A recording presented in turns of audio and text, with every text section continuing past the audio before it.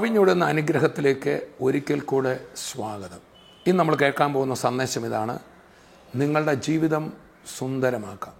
പലപ്പോഴും നമ്മളൊക്കെ നമ്മുടെ സാഹചര്യങ്ങളെ പഴിച്ച്, നമ്മുടെ ചുറ്റുപാടുമുള്ളവരെ പഴിച്ച്, എൻ്റെ അവസ്ഥ ഇങ്ങനെയാണ് എന്ന് പറഞ്ഞ് നമ്മുടെ നമ്മുടെ വായിലെ വാക്കുകൊണ്ട് ആ പ്രയാസം നിറഞ്ഞ ചുറ്റുപാടുകളെ ഒന്നുകൂടെ വഷളാക്കുക.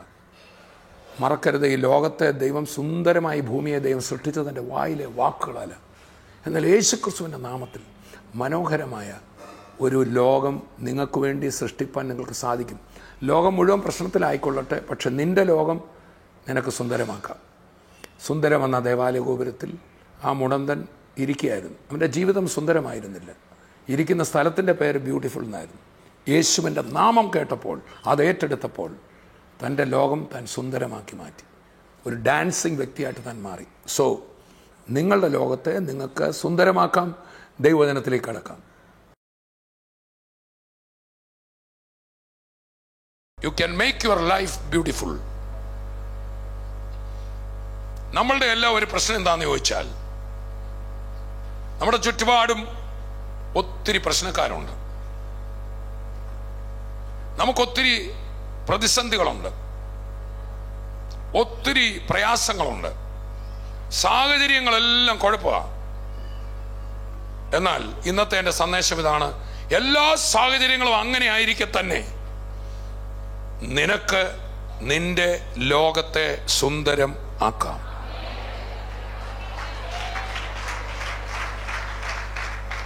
ഈ ലോകത്ത് ഒത്തിരി കൊലപാതകങ്ങൾ നടക്കുന്നു.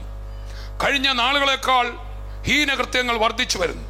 മതത്തിന്റെ പേരിൽ തലയറക്കുന്ന കാലം. ഇതുവരെ കേട്ടിട്ടില്ലാത്ത ഹീന കാര്യങ്ങൾ പത്രങ്ങളിലും വാട്സാപ്പിലും മിനിറ്റ് വെച്ച് നമ്മുടെ വിരൽത്തുമ്പിൽ വരുന്ന കാലം. ചിലപ്പോഴൊക്കെ ഞാനും നിങ്ങളും പറയും, നശിച്ച ലോകം, വല്ലാത്ത ലോകം. പക്ഷെ ഇന്നത്തെ സന്ദേശം ഇതാണ്: നിനക്ക് നിന്റെ ലോകത്തെ സുന്ദരമാക്കാം. സാമ്പത്തികമായി ഒരു പ്രതിസന്ധിയിലൂടെ ആകാം നീ കടന്നു പോകുന്നത്. പറയാനാണെങ്കിൽ ഒത്തിരി കാര്യങ്ങൾ ചുറ്റുമുണ്ട്. വരൾച്ച മാത്രം നിന്റെ ചുറ്റും, പ്രതിസന്ധി മാത്രം നിനക്ക് ചുറ്റും. പക്ഷേ നിനക്ക് നിന്റെ ജീവിതത്തെ സുന്ദരമാക്കാം. നിനക്ക് നിന്റെ ജീവിതത്തെ മാത്രമല്ല, മറ്റ് ചിലരുടെ ജീവിതത്തെ കൂടെ സുന്ദരമാക്കാം. എങ്ങനെയെന്ന് ഞാൻ പറയാം. ഹീനമായ ലോകത്തിലേക്ക്, പ്രതിസന്ധി നിറഞ്ഞ ലോകത്തേക്ക് 10,000 പേർകളിൽ സുന്ദരനായ ഒരുവൻ ഇറങ്ങി വന്നു. അവന്റെ പേരെന്ന് വിളിച്ചു പറയാമോ? അവൻ മാത്രമാണ് സുന്ദരൻ. അവനിൽ മാത്രമാണ് സൗന്ദര്യമുള്ള സ്വഭാവം കാണുന്നത്. സൗന്ദര്യം എന്ന് പറയുന്നത് ശരീരത്തിൽ, ഈ മണ്ണ് കൊണ്ടുണ്ടാക്കിയ ശരീരത്തിൽ മൂക്കും ചെവിയും ഒക്കെ അതിൻ്റെ അംഗങ്ങൾ സുന്ദരമായിരിക്കുന്ന സൗന്ദര്യം, അത് കുഴി വരെയുള്ള സൗന്ദര്യമാണ്. സൗന്ദര്യം എന്ന് പറയുന്നത് ഒരുവന്റെ സ്വഭാവത്തിലെ സൗന്ദര്യമാണ്. ഈ ലോകത്തിൽ വന്ന ഏറ്റവും വലിയ സുന്ദരൻ ആരാണെന്ന് ചോദിച്ചാൽ യേശുവാണെന്ന് ഞാൻ പറയും. ഇതുപോലെ ഒരു സുന്ദരൻ, 10,000 പേർകളിൽ പരമസുന്ദരൻ, അവൻ ഒരുവൻ മാത്രം. അവന്റെ പേരത്ര യേശു. ആ യേശുവിന്റെ അടുക്കലേക്ക് വരണ്ട ഭൂമിയിൽ നിന്ന് നീ വന്നാൽ നിന്നെ സുന്ദരമാക്കും. നീ നിമിത്തം നീ ചെല്ലുന്നിടം സുന്ദരമാക്കും. യേശു നിന്നെ വിളിക്കുന്നു. യേശു നിന്നെ വിളിക്കുന്നു. വരൂ, ഞാനും നീയും ചേർന്ന് നിന്നെ സുന്ദരമാക്കാം. യേശു നിന്നെ വിളിക്കുന്നു. വരൂ, ഞാനും നീയും ചേർന്ന് നിന്റെ വീടിനെ സുന്ദരമാക്കാം. യേശു നിന്നെ വിളിക്കുന്നു. വരൂ, ഞാനും നീയും ചേർന്ന് നിന്റെ ഓഫീസിനെ സുന്ദരമാക്കാം. യേശു നിന്നെ വിളിക്കുന്നു. വരൂ, ഞാനും നീയും ചേർന്ന് നിന്നെ സുന്ദരമാക്കാം. നിന്റെ സ്കൂളിനെ സുന്ദരമാക്കാം. നിന്റെ സഭയെ സുന്ദരമാക്കാം. നിന്റെ ജീവിതത്തെ സുന്ദരമാക്കാം. നിന്റെ വാർഡിനെ സുന്ദരമാക്കാം. നിന്റെ പഞ്ചായത്തിനെ സുന്ദരമാക്കാം. കൈകൊടുത്ത് പറഞ്ഞാട്ടെ: സ്വപ്ന സുന്ദര ഭൂമി. ഹല്ലേലൂയ. നമ്മുടെ റീച്ച് വേൾഡ് വൈഡിന്റെ ഒരു പ്രോഗ്രാമാണ് സ്വപ്ന സുന്ദര കേരളം. അതിനകത്തോട് നമ്മൾ എന്ത് ചെയ്യുന്നു? നമ്മുടെ സഹോദരന്മാരൊക്കെ പോയി എന്ത് ചെയ്യാണ്? ചപ്പും ചവറൊക്കെ വാരി പല സ്ഥലങ്ങളിൽ, കൊച്ചിയിൽ അത് ചെയ്തു, ആലപ്പുഴ ഭാഗത്ത് അത് ചെയ്തു, കോട്ടയത്ത് അത് ചെയ്തു. ചപ്പൊക്കെ വാരി അവിടെയൊക്കെ റെഡിയായിട്ടിരുന്ന് സുന്ദരമാക്കുകയാണ്. അത് നമ്മൾ ചെയ്യണം. അങ്ങനെ സമൂഹത്തോടുള്ള പ്രതിബദ്ധത നമുക്കുണ്ട്. അത് നമ്മൾ റീച്ച് വഴി ചെയ്യുകയാണ്. എന്നാൽ അസുന്ദരങ്ങളായ, വൈരൂപ്യമായി പോയ ചില ജീവിതങ്ങളെ, ചില ഭവനങ്ങളെ നിനക്ക് സുന്ദരമാക്കാം. അതിനൊരു 10,000 പേർകളിൽ സുന്ദരൻ നിന്നെ വിളിക്കുന്നു. നിന്നെ വിളിക്കുന്നു. നിന്നെ വിളിക്കുന്നു. നിന്നെ വിളിക്കുന്നു. നമുക്ക് വായിക്കാം. അതിന് യേശു തരുന്നത് ഇവിടെ സ്വപ്നസുന്ദര കൊച്ചി, സ്വപ്നസുന്ദര കോട്ടയം ഒക്കെ സുന്ദരമാക്കാൻ ഇവിടെ റീച്ച് വേൾഡ് വേർഡിൽ വന്നാൽ ഞങ്ങൾ ഒരു ചൂല് നിങ്ങളുടെ കയ്യിൽ തരും. എന്തോ തരും? പിന്നെ ഒരു ചവറ്റുകൊട്ട തരും, പിന്നെ വെട്ടിരുവായും ചാക്കും ഒക്കെ തരും. എന്നാൽ യേശുവിൻ്റെ അടുക്കൽ ചെന്നാൽ സുന്ദരമാക്കാൻ എന്ത് തരുമെന്ന് നോക്കാം. നമുക്ക് വായിക്കാം. യോഹന്നാന്റെ സുവിശേഷം 7-ാം അധ്യായം 37 മുതൽ 1-2 വാക്യങ്ങൾ വായിക്കപ്പെടുന്നത് ശ്രദ്ധിക്കുക. ഉത്സവത്തിന്റെ മഹാദിനമായ ഒടുക്കത്തെ നാളിൽ യേശു നിന്നുകൊണ്ട്, ദാഹിക്കുന്നവനെല്ലാം എൻ്റെ അടുക്കൽ വന്ന് കുടിക്കട്ടെ. എന്നിൽ വിശ്വസിക്കുന്നവന്റെ ഉള്ളിൽ നിന്ന് തിരുവെഴുത്ത് പറയുന്നത് പോലെ ജീവജലത്തിന്റെ നദികൾ ഒഴുകും എന്ന് വിളിച്ചു പറഞ്ഞു. അടുത്ത വാക്യം, അവൻ ഇത് തന്നിൽ വിശ്വസിക്കുന്നവർക്ക് ലഭിക്കാനുള്ള ആത്മാവിനെ കുറിച്ചാകുന്നു പറഞ്ഞത്.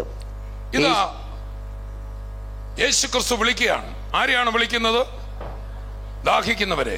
എന്തുകൊണ്ടാണ് അവർക്ക് ദാഹം വന്നത്? അവർ വന്ന സ്ഥലത്ത് വെള്ളമില്ല. അവരുടെ സാഹചര്യം വരേണ്ടതാണ്, അവരുടെ ജീവിതം വരേണ്ടതാണ്. വരണ്ട ജീവിതത്തിൽ നിന്ന് വന്ന ദാഹിക്കുന്ന ജീവിതങ്ങളെ കർത്താവ് വിളിക്കുകയാണ്. നീ നിറയും, നിന്റെ ജീവിതം സുന്ദരമാകുക മാത്രമല്ല, നീ ചെല്ലുന്ന സ്ഥലങ്ങളിൽ നിന്നിൽ കൂടെ വെള്ളം ഒഴുകും. വരണ്ടതായിരുന്ന നിന്റെ ഭവനത്തിൽ പുതുനാമ്പുകൾ വരും. ഫലവൃക്ഷങ്ങൾ നീ ചെല്ലുന്നിടത്ത് കിളിർത്തു വരികയാണ്. ഹല്ലേലൂയ. പഴയ നിയമത്തിൽ വായിക്കുന്നത്, ന്യായപ്രമാണ കാലത്ത് സങ്കീർത്തനത്തിൽ വായിക്കുകയാണ്, നീതിമാനെ കുറിച്ച് പറയുമ്പോൾ അവൻ ആറ്റരികത്ത് നട്ടിരിക്കുന്നത്. ഇതിവിടെ അങ്ങനെയല്ല. നീതിമാൻ ആറായിട്ട് അങ്ങോട്ട് ചെല്ലുക, അവൻ ചെല്ലുന്നിടത്ത് എല്ലാം നല്ലതാകുകയാണ്. നിന്നെ നല്ലിടത്ത് കൊണ്ട് നടുകല്ല, കൈയെടുത്ത് പറഞ്ഞാട്ടെ, നിന്നെ നടുന്നിടം നല്ലതായി മാറുകയാണ്. പഴയ നിയമത്തിൽ നമ്മൾ വായിച്ചത്, സങ്കീർത്തനത്തിൽ വായിച്ചത്, ആറുള്ളിടത്ത് വെള്ളമുള്ളിടത്ത് സാഹചര്യങ്ങളെല്ലാം നല്ല ഉള്ളിടത്തേക്ക് നിന്നെ കൊണ്ട് നടുകയാണ്. എന്നാൽ ഇവിടെ അങ്ങനെയല്ല. നിന്നെ ഒരു വെള്ളത്തിന്റെ ഉറവയാക്കി, നിന്നെ പരിശുദ്ധാത്മാവിന്റെ നിറവിലാക്കി അങ്ങനെ കൊണ്ടുപോവുകയാണ്. ദാഹിക്കുന്നവൻ എൻ്റെ അടുക്കൽ വരട്ടെ എന്ന് പറഞ്ഞു. ഈ കർത്താവിന്റെ അടുക്കൽ പെന്തക്കോസ്ത് നാളിൽ മാളിക മുറിയിൽ അപ്പോസ്തലന്മാർ കൂടിയിരുന്നു. എന്തിനു വേണ്ടിയാണെന്നറിയാമോ? പരിശുദ്ധാത്മാവിനെ പ്രാപിക്കാൻ. ഞാൻ വീണ്ടും പറയട്ടെ, നമ്മുടെ സ്വപ്നസുന്ദര കൊച്ചി, സ്വപ്നസുന്ദര കോട്ടയം റീച്ചിന്റെ പരിപാടിയിൽ, നമ്മുടെ ജീവകാരുണ്യ പദ്ധതിയിൽ നിങ്ങൾ സുന്ദരമാക്കാൻ ഞങ്ങളുടെ അടുക്കൽ വന്നാൽ ചൂലും കൊട്ടയും ചാക്കും ഒക്കെ തരും. എന്നാൽ യേശുവിൻ്റെ അടുക്കൽ വന്നാൽ നിങ്ങളുടെ വീടിനെ സുന്ദരമാക്കാൻ ഒരു നദി നിങ്ങൾക്ക് തരും. അതിൻ്റെ പേരാണ് പരിശുദ്ധാത്മാവ്. അതിൻ്റെ പേരാണ് പരിശുദ്ധാത്മാവ്. മാത്രമല്ല, ചില വചനങ്ങൾ നിന്റെ നാവിലാക്കി തരും. ആ വചനവും പരിശുദ്ധാത്മാവുമായി നീ ചെന്നാൽ മതി. നിന്റെ നാശം പിടിച്ച വീട് നിന്നിലൂടെ സുന്ദരമാകാൻ പോകുകയാണ്. കരമടിച്ച് വായി തുറന്ന് കർത്താവിനെ സ്തുതിക്കാൻ. 1984 ഞാൻ ഈ ക്രിസ്തുവിനെ തിരിച്ചറിഞ്ഞു. അതിനു മുമ്പ് ഞാൻ ക്രിസ്തു മതത്തിൻ്റെ അംഗമായിരുന്നു. ഇന്ന് ഞാൻ മതവിശ്വാസിയല്ല. ഇന്ന് ഒരു വ്യക്തി എൻ്റെ കൂടെ ഉണ്ട്. അവൻ്റെ പേര് യേശു എന്നാണ്. ഹല്ലേലൂയ. ഒരു മതത്തോടും എനിക്കെതിരില്ല, ഒരു മതത്തിനും ഞാൻ എതിർപ്പുള്ള വ്യക്തിയല്ല. പക്ഷേ എൻ്റെ കൂടെ ഒരാളെ കിട്ടി. യേശു വാസ്തവമാണെന്ന് തിരിച്ചറിഞ്ഞു. യേശു മതത്തിൻ്റെ ദേവനല്ല. ആര് വിളിച്ചാലും അടുക്കൽ ചെല്ലുന്നവനാണെന്ന് പിടികിട്ടി. 84 സെപ്റ്റംബർ മാസം 19-ാം തീയതി രാത്രി മദ്യത്തിലും ലോകമോഹങ്ങളിലും ചീട്ടുകളിലും പുകവലിയുടെ അടിമയായും ജീവിതം നശിച്ച, എല്ലാം തകർന്ന, പഠനം നശിച്ച്, എൻ്റെ വീട് മുഴുവൻ രോഗികളെ കൊണ്ട് നിറഞ്ഞ് വളരെ സുന്ദരമല്ലാത്ത ഒരു സാഹചര്യമായിരുന്നു എൻ്റെ വീട്. Praise the Lord. എൻ്റെ വീട്ടിൽ ഞാൻ സ്ഥിരം കാണുന്ന, പണം തീർന്നപ്പോൾ, പ്രശ്നങ്ങൾ വന്നപ്പോൾ ഏറ്റവും അധികം ഞങ്ങളുടെ വീട്ടിൽ ഞാനടക്കം പരസ്പരം പഴിചാരും. അടുത്തിരിക്കുന്ന ആൾ പറഞ്ഞ്, നിങ്ങളുടെ വീടിനെ നിങ്ങൾക്ക് ഒരു ഹീനസ്ഥലമാക്കാം,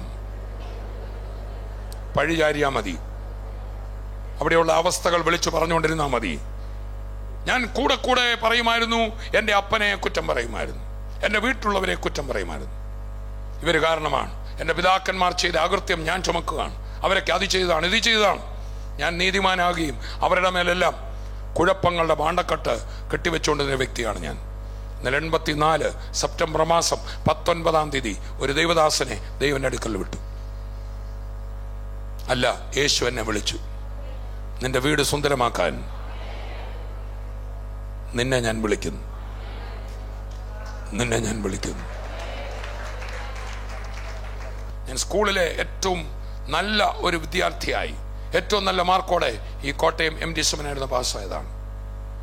ചങ്ങനാശ്ശേരിയിൽ കോളേജിൽ പഠിക്കുമ്പോൾ എൻ്റെ ജീവിതം ഏറ്റവും വൈകൃതമായി, എൻ്റെ കൂടെ കൂടി വരും വൈകൃതമായി.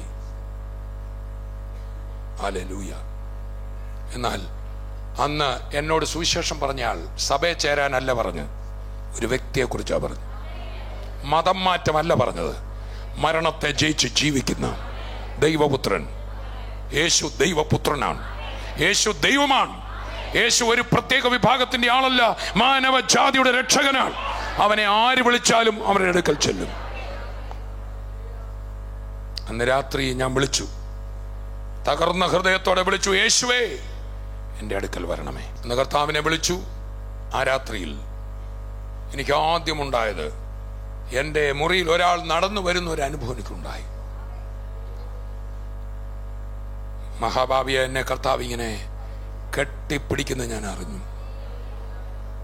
പലരും വിചാരിക്കും ഞാൻ കൊള്ളരുതാത്തവനല്ലേ, എൻ്റെ പ്രാർത്ഥന ദൈവം കേൾക്കുമോ? കേൾക്കും. നിന്റെ നന്മയോ തിന്മയോ അല്ല, ദൈവത്തോടടുക്കാനുള്ള നിന്റെ യോഗ്യത നിന്റെ ദാഹമാണ്. യേശു പറഞ്ഞു, ദാഹിക്കുന്നവൻ എൻ്റെ അടുക്കൽ വരട്ടെ. അല്ലാതെ കർത്താവ് പറഞ്ഞില്ല നല്ലവർ വരട്ടെ എന്ന്. ആർക്കും വരാം.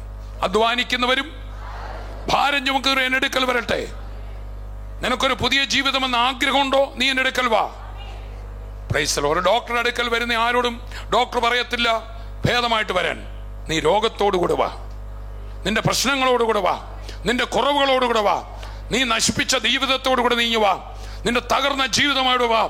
ആ മുടിയരായ പുത്രനെ പോലെ പന്നിക്കുടിയിലെ നാറുന്ന നാറ്റവുമായി വൈകൃതം നിറഞ്ഞ വൈരൂപ്യമായ നിന്റെ ജീവിതവുമായി ഈ പിതാവിന്റെ അടുക്കൽ വന്നാൽ നിന്നെ അവൻ സുന്ദരമാക്കാൻ പോകുകയാണ്.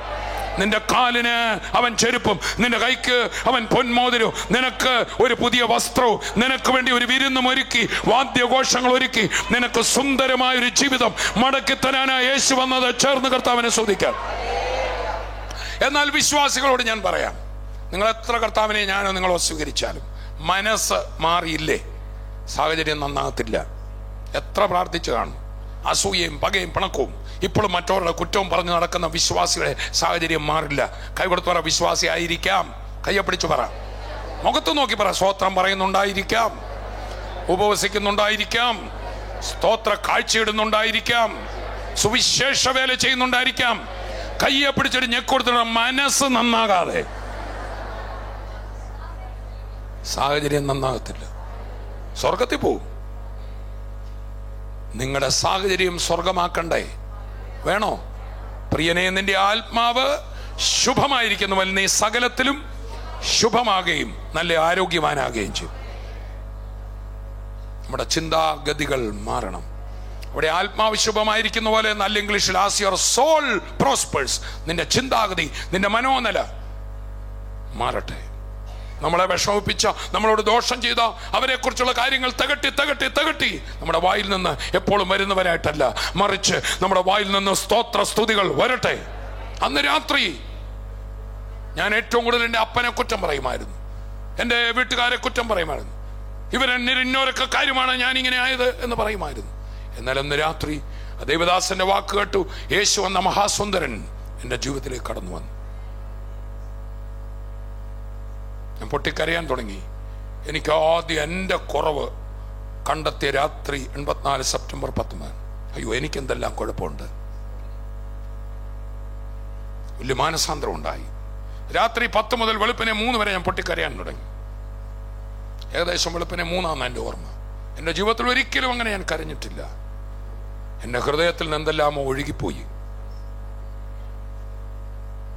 എൻ്റെ അകത്തെ ആ ജഡിക മനുഷ്യൻ എന്നെ വിട്ടു പോയി. എൻ്റെ ഹൃദയം ലൈറ്റായി.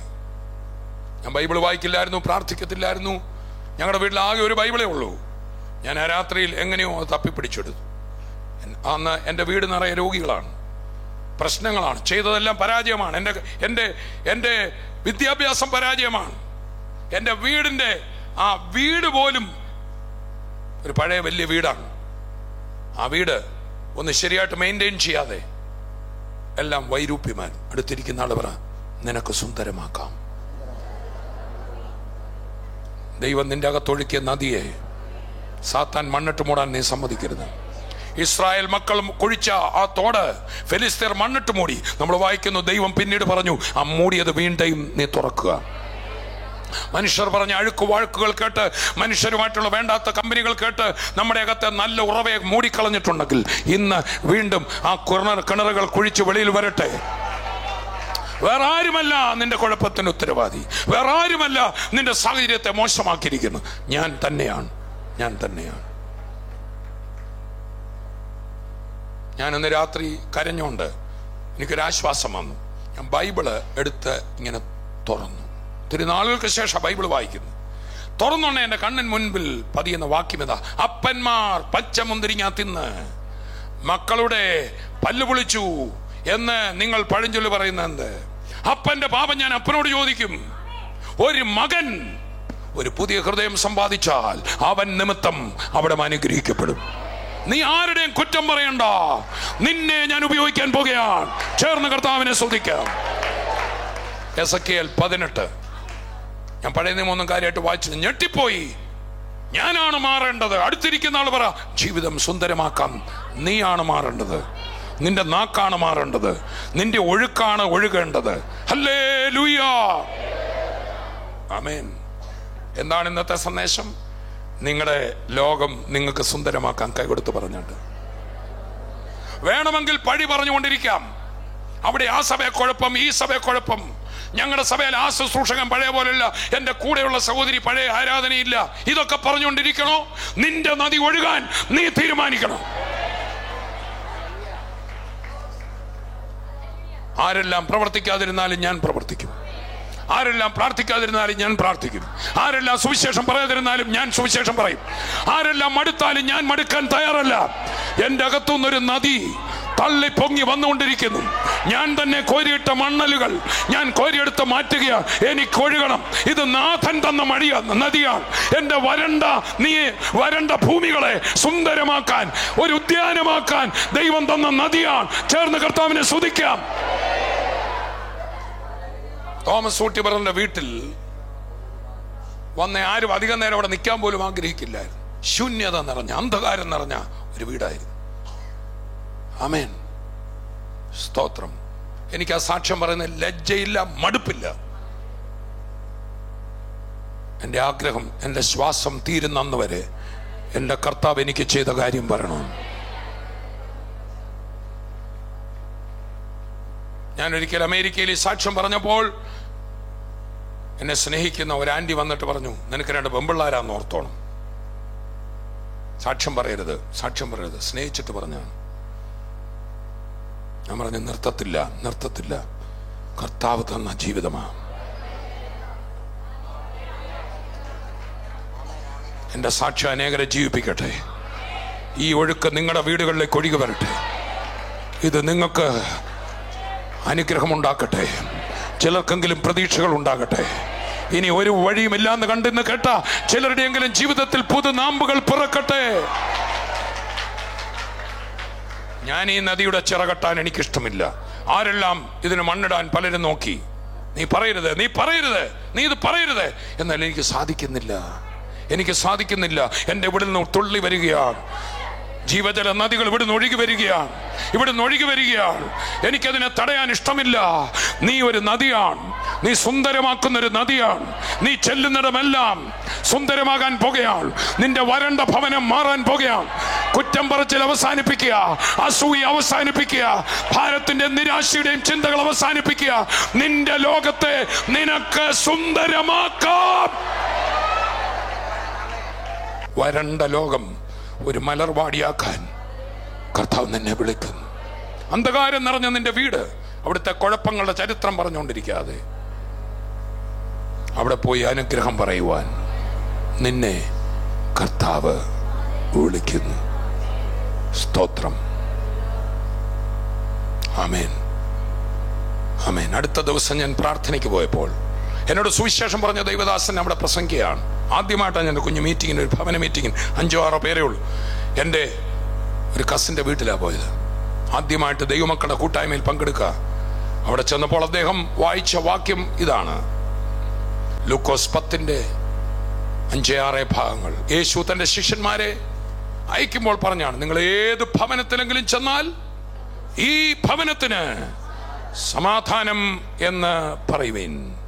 അവിടെ ഒരു സമാധാനപുത്രനുണ്ടെങ്കിൽ നിങ്ങൾ പറഞ്ഞ എൻ്റെ സമാധാനം അവൻ മുഖേന ആ വീട്ടിൽ നിറയും. ഒരു വ്യക്തി ഒരു വീട്ടിൽ സുന്ദരമാക്കാൻ തീരുമാനിച്ചാൽ, അവിടെ എല്ലാവരും കുറ്റം പറയുന്നവരായിരിക്കാം, എല്ലാവരും പഴി പറയുന്നവരായിരിക്കാം, എല്ലാവരും പലതും പറഞ്ഞുകൊണ്ട്, എന്നാൽ നീ തയ്യാറാണോ? ഒരു പാവിരിക്കാൻ നീ തയ്യാറാണോ? നീ ആ വീട്ടിലെ ഒരു വിടുതലിന്റെ ആളാകാൻ നീ തയ്യാറാണോ? നീ തയ്യാറാണോ? നീ തയ്യാറാണോ? നിന്റെ വീടിനെ കർത്താവ് മാറ്റിമറിക്കും. നിന്റെ ഓഫീസിനെ കർത്താവ് മാറ്റിമറിക്കും. സുന്ദര ലോകം സൃഷ്ടിക്കാൻ, ഹല്ലേലൂയ, സ്വപ്ന സുന്ദര ലോകം സൃഷ്ടിക്കാൻ, സ്വപ്ന സുന്ദര ഭവനം സൃഷ്ടിക്കാൻ ഒരു സുന്ദര രൂപൻ നിന്നെ വിളിക്കുന്നു. ഇന്ന് പകൽ എത്ര പേരെ ശബ്ദം കേൾക്കുന്നു? അവർ ചേർന്ന് കർത്താവിനെ സ്തുതിക്കാം. അതേ പ്രിയപ്പെട്ടവരെ, ഈ ലോകം എത്ര വൈരൂപ്യമായി പോയാലും, എത്ര പ്രതിസന്ധി ആയാലും, അന്ധകാരം നിറഞ്ഞാലും, നമ്മളെയും നമ്മുടെ ചുറ്റുപാടുകളെയും സുന്ദരമാക്കി മുമ്പോട്ട് കൊണ്ടുപോകാൻ സാധിക്കും. തിരുവചനത്തിൽ മറ്റൊരു വാക്കുണ്ട്, അന്ധകാരം ലോകത്തെയും കൂരിരുട്ട് വംശങ്ങളെയും ബാധിച്ചിരിക്കുന്നു, എന്നാൽ നിന്റെ മേലോ കർത്താവ് ഉദിക്കും. ചുറ്റും ഇരുട്ടായിരിക്കും, പക്ഷെ നിനക്ക് വെളിച്ചം. അതാണ് ഈ അന്ത്യകാലത്തെ പ്രതിസന്ധികൾ നിറഞ്ഞ ലോകത്ത് ക്രിസ്തുവാകുന്ന പ്രകാശത്തിൽ നടന്നുകൊണ്ട് നമ്മുടെ ചുറ്റുമുള്ളവർ കൂടെ കുറച്ച് പ്രകാശം നൽകി. നടക്കുന്ന കാര്യങ്ങളെല്ലാം പഴിച്ച് ദുഷിച്ച് വാട്സാപ്പിൽ വരുന്ന ആ വിമർശനങ്ങളും സഭാതലത്തിൽ പോലും പലപ്പോഴും നിൽക്കുന്ന കുറ്റം പറച്ചിലുകളും ഒക്കെ വിട്ട് നമുക്ക് കർത്താവിൻ്റെ വചനം ഏറ്റെടുത്ത്, ആ സുന്ദരമെന്ന ദേവാലയ ഗോപുരത്തിലെ വ്യക്തി ഇതാ പരിശുദ്ധാത്മാവിൽ നിറഞ്ഞ 2 സഹോദരന്മാരുടെ വാക്ക്, എഴുന്നേറ്റ് നടക്കാം.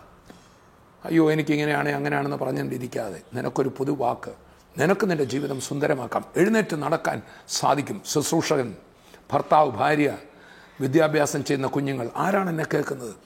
യേശുവിൻ്റെ വചനം ഏറ്റെടുത്താൽ നമ്മുടെ മുടന്ത് മാറും. നമുക്കും എഴുന്നേറ്റ് നടക്കാൻ പറ്റും. വഴികൾ നമ്മുടെ മുമ്പിലുണ്ട്. തുള്ളിച്ചാടി ഓടുവാൻ പറ്റും. പ്രശ്നങ്ങൾ ലോകത്ത് നടക്കട്ടെ. നമ്മൾ ഓർക്ക പലരും ഇന്ന് പറ്റിയിരിക്കുന്ന ഒരു വാർത്ത പറയുന്നവരാണ്. വാർത്ത പറയാൻ ഒത്തിരി പേരുണ്ട്, പക്ഷെ നമ്മളെ സദ്വർത്തമാനം പറയാനാണ് വിളിച്ചിരിക്കുന്നത്. We are not news readers, but we are good news proclaimers. പല അവിടെ നടന്നു ഇവിടെ നടന്നു ഒക്കെ ഇങ്ങനെ ഗോസിപ്പ് പറഞ്ഞ് ന്യൂസ് റീഡർമാരായിട്ട് നടക്കാതെ, അതിനൊത്തിരി പേരുണ്ടല്ലോ. നമുക്ക് ഗുഡ് ന്യൂസ് ലോകത്തോട് അറിയിക്കാം.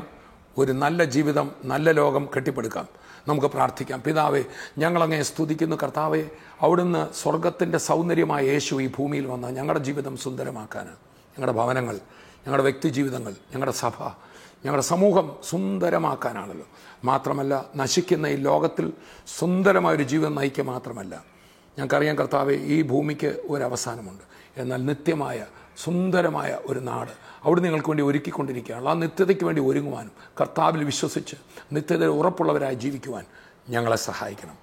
കർത്താവ്, ഇത് കേട്ടുകൊണ്ടിരിക്കുന്ന ചിലരുടെ ജീവിതത്തിൽ ആ മുടന്തനെ പോലെ ശാരീരികമായ അസ്വസ്ഥതകൾ, അത് നിമിത്തം അസ്വസ്ഥതകൾ, അസുന്ദരമായ അവസ്ഥ പലർക്കുമുണ്ട്. ഇന്ന് അടിയൻ പ്രാർത്ഥിക്കുമ്പോൾ, യേശുവേ, ശാരീരിക രോഗങ്ങളാൽ കഷ്ടപ്പെടുന്നവരുടെ മേൽ അങ്ങയുടെ കരം വെക്കുന്നതിനായി നന്ദിയോടെ സ്തോത്രം. ബ്ലഡിലെ ഏതോ ഒരു ഫാക്ടർ വളരെയധികം അത് കയറുകയും ഇറങ്ങുകയും ചെയ്യുന്ന നിലയിൽ ബുദ്ധിമുട്ടുന്ന ആരോ, അത് ഡോക്ടർമാർ തന്നെ ഭയപ്പെടുന്ന നിലയിൽ ഒരു ഫാക്ടറിൻ്റെ അബ്നോർമാലിറ്റി കാണിക്കുന്നു. കർത്താവിന് കഴിയാത്ത ഒന്നുമില്ല. ചികിത്സിക്കുന്ന ഡോക്ടർമാർ, അവർക്കും പരിമിതിയുണ്ട്. പക്ഷെ ദൈവത്തിന് അസാധ്യമല്ലോ ഉണ്ടോ? ഒന്ന് വിശ്വസിച്ചേ. അത്ഭുതം നടക്കാൻ പോകും യേശു ക്രിസ്തുവിൻ്റെ നാമത്തിൽ. ആ ബ്ലഡിലെ ഫാക്ടർ ഇപ്പോൾ തന്നെ നോർമലാകട്ടെ എന്ന് ഞാൻ കൽപ്പിക്കുകയാണ്. അതുപോലെ നടക്കുന്നതിനിടയിൽ വീണു പോകുന്ന ചില പ്രയാസങ്ങൾ യേശുവിൻ്റെ നാമത്തിൽ ഇപ്പോൾ തന്നെ വിട്ടുമാറട്ടെ. അപ്പോൾ തന്നെ കർത്താവ്, ഏതൊരു രോഗത്താൽ പ്രയാസപ്പെടുന്നവരാണോ, കർത്താവിൻ്റെ കരം നീട്ടി വിടുവിക്കുന്നതിനായി നന്ദി. പ്രാർത്ഥന കേട്ടതിനായി സ്തോത്രം. യേശുവിൻ നാമത്തിൽ തന്നെ ആമേൻ, ആമേൻ. മറക്കരുത്, ഡിസംബർ 31 മീറ്റിംഗ് ഇപ്പോൾ തന്നെ എല്ലാവരും തയ്യാർ ചെയ്യണം. കോട്ടയത്ത് നമുക്ക് ഒന്നിച്ചു കൂടണം. തങ്കു ബ്രദറും നമ്മളെല്ലാവരും ചേർന്ന് യേശു കർത്താവിൻ്റെ ആ നാമത്തെ നമ്മൾ ഉയർത്തും. കർത്താവ് ചെയ്ത വലിയ കാര്യങ്ങൾ നമ്മൾ കേൾക്കാൻ പോവുകയാണ്. ഡിസംബർ 31 ഞായർ വൈകിട്ട് നെഹ്റു സ്റ്റേഡിയത്തിൽ നമുക്ക് വീണ്ടും ഒന്നിച്ച് കാണാം. അടുത്ത എപ്പിസോഡിൽ കാണും വരെയും കർത്താവ് തൻ്റെ കൃപയിൽ നമ്മെ സൂക്ഷിക്കും. I bless you in Jesus name, amen.